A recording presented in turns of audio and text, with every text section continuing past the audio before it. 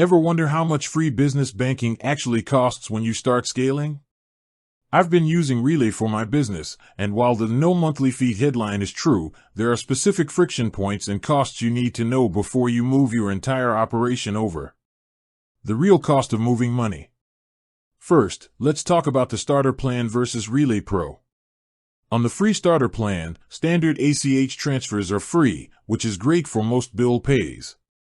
However, if you need speed, a same-day ACH will cost you $5.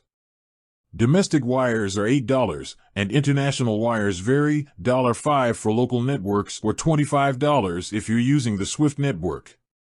If you're doing high volume, the $30 a month for Relay Pro is a no-brainer because it makes those domestic and international wires free and includes 50 same-day ACHs. Deposit and withdrawal limits. Now, the limits are where it gets technical.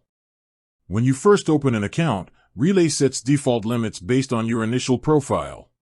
For a standard account, you're looking at daily card spend, usually capped at $7,000 per card. ATM withdrawals, capped at $1,000 per day. ACH transfers, standard tiers often start around $400,000 per day, but this can be lower for newer accounts. Managing cash. If you handle physical cash, you have to be strategic. You can deposit cash for free at Allpoint Plus ATMs, but there's a $1,000 per transaction limit.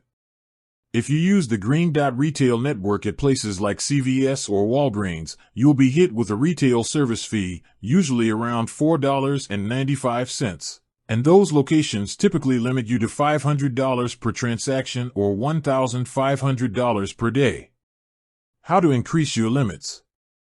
One thing I learned the hard way: your card-specific limits cannot exceed your account-level limits.